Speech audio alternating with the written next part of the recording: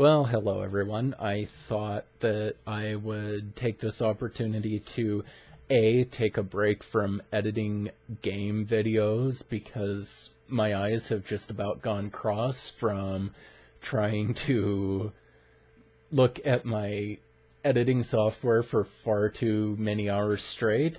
And B, I kind of wanted to give you a sense of who I am and who's running this channel.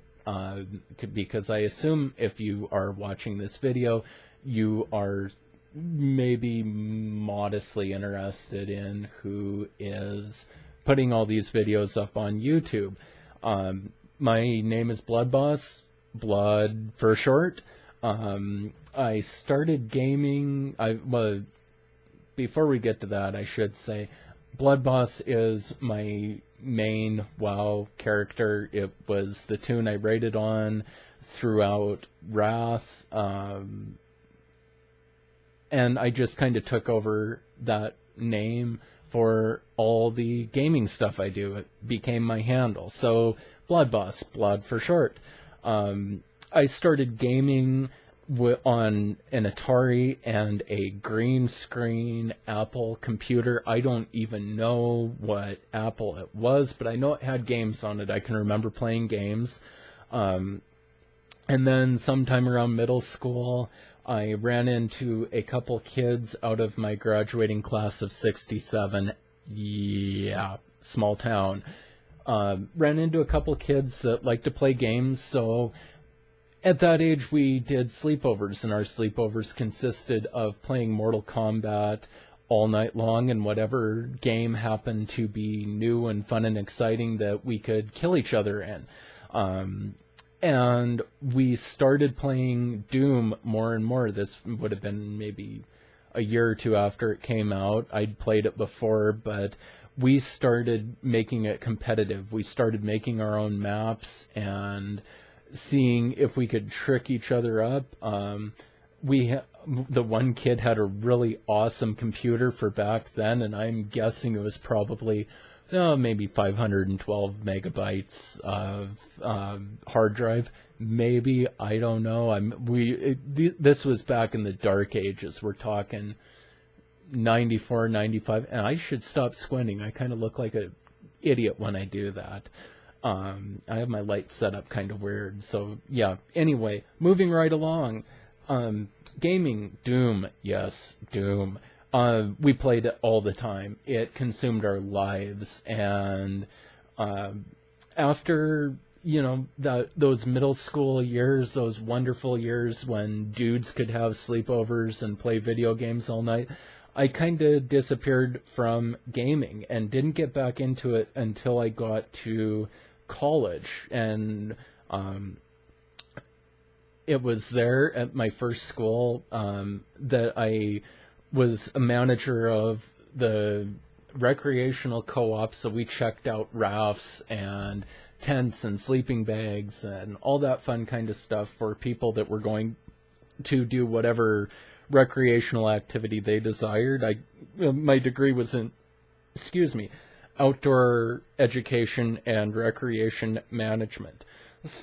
So I became manager of the co-op, and my co-manager was a big console gamer. He had a 360 and a PS3, so I kind of got back into gaming there, into console gaming.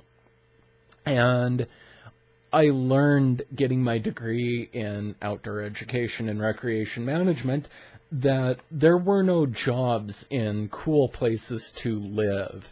If you wanted to get work in that industry, you essentially had to move to the Midwest and run challenge courses, and that just wasn't something I was interested in. I'm a Rockies boy. I love the mountains. I'm open to the suggestion of moving at this juncture. We'll get to that maybe later, but I didn't want to move away from the mountains at that point in time, so I entered the soul-sucking realm of retail.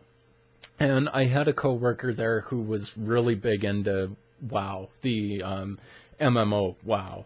And I'd played WoW 1,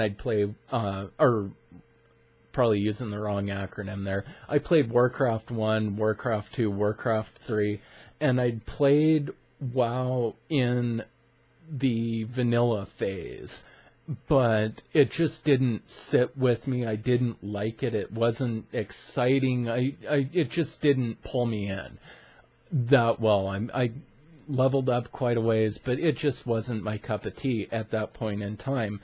And this coworker of mine kind of dragged me back into it. She wanted me to start playing again with her husband. Long story short, we started a guild and started raiding in Wrath on Manaroth. And at one point, we were number 10 on Manaroth as a guild. We were a bunch of veterans that played in vanilla. You know, obviously I didn't raid back then, but they both did.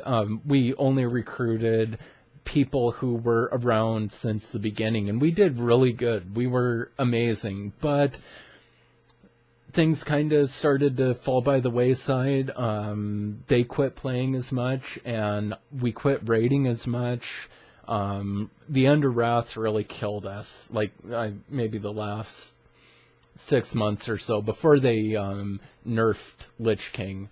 We defeated him on original, on hard mode Lich, and after that it just kind of fell apart. But the good news was I started getting back into other games as well. I built a PC that could handle good games and started playing better games more and more and more, and just fell in love with it all over again. I really liked gaming. So yeah, I bought a console. I don't play console that much. I have a 360, and I like it for certain games. Like Red Dead Redemption was great on console. I think it's only on console. That would probably be a good point to make. Like, you know, the typical goofy games like Halo, Splinter Cell, things like that, I like on a console, but for the most part, I play on a PC. I'm just more comfortable with that. I need to upgrade my computer. It, unfortunately, is getting a little bit old, and it kind of struggles with some of the newer games, but anyway, that's neither here nor there. So right now I'm going to school to get my degree in English literature, which is just about as useful as a degree in outdoor education. I focus quite a bit on the Romantics and the medieval period, and I really enjoy the history as well.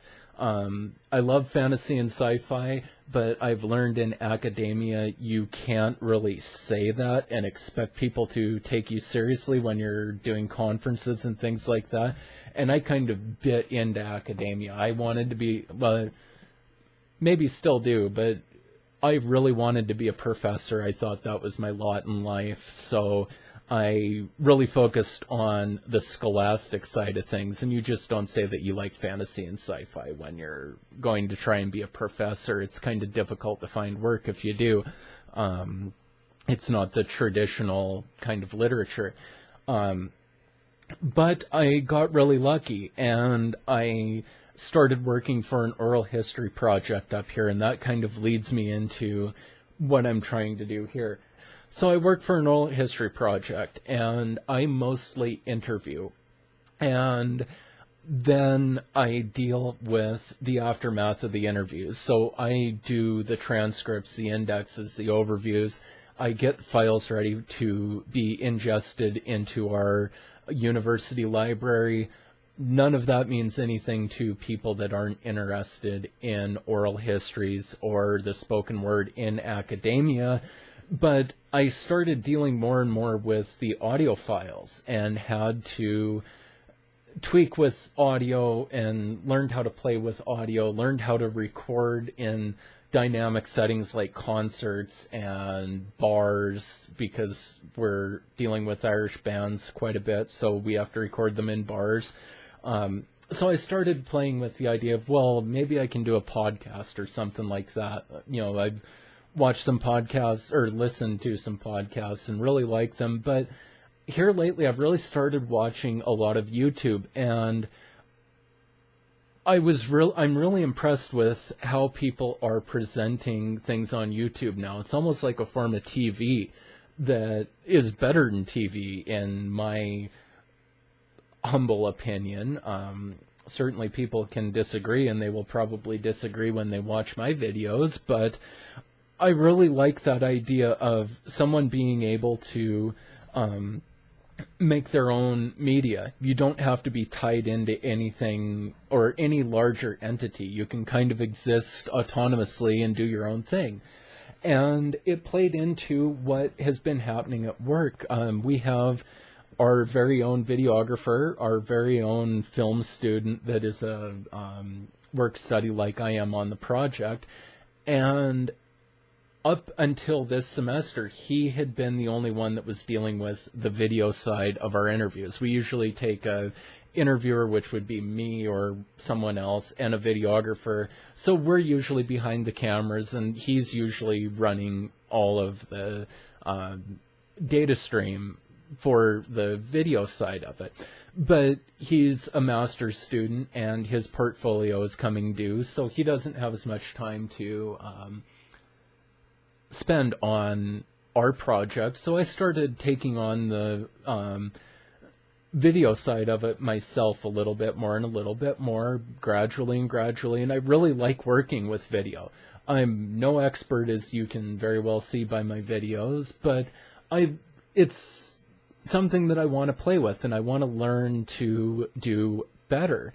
So I thought, well, maybe we can kill two birds with one stone. I really like the idea of being able to express myself over YouTube, and, you know, maybe people will be interested in what I have to say and be interested in the things that I do and the things that I like. But more than that, behind the scenes, behind the YouTube videos that get posted, it gives me an opportunity to play with the digital media software. And that's almost more important to me than the end result videos themselves. I like tinkering with the videos, and I like playing with the settings, and I like splicing things together and making things work, and, you know, making things sync up, and how do we do this, and how do we make a good video, and how do we, you know, make a end product to go onto YouTube. Because the way I look at it, YouTube is just becoming more and more popular, and it's going to have a bigger and bigger impact once people realize that it's not just music videos and it's not just cat videos. And I think people are realizing that. You have various setups out there that are run as businesses.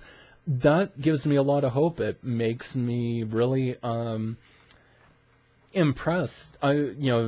Something like Geek and Sundry is just phenomenal to me, that you can be kind of this indie TV company and make your own content, and I certainly enjoy that. So I'm hoping that, you know, I'm not comparing myself to Geek and Sundry, but, you know, I'm hoping that people might be interested in what I have to say and what is going on in my world, and, you know, maybe interested in the way that I play games and the games that I play, and are interested in my thoughts on all these games. So again, I welcome you. I thank you for watching.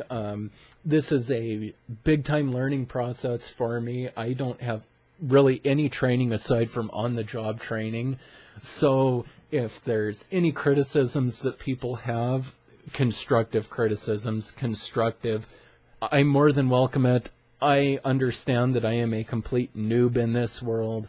I don't really know what I'm doing. I can pretend that I know, but I know people have a lot more experience than I do, and I want to know what people are interested in. If you don't give a shit about my dumbass commentary playing through Doom, then maybe I won't do that anymore. I have a lot of plans for this channel, maybe some real life role-playing Doom action. It could happen. I have some toys that I might wind up playing with, maybe some live-action cosplay. We never know. But that's way down the line. I just hope that you all enjoy. If you've listened this long, I congratulate you. And I thank you, and be sure that you comment and leave me your thoughts and leave me suggestions, and I look forward to seeing more and more of you, and I look forward to getting to know some of you. And before I blather on any further, that will be it. Thank you again, and have a good night / morning / whatever time it is when you watch this. This is Blood Boss. We'll talk with you later.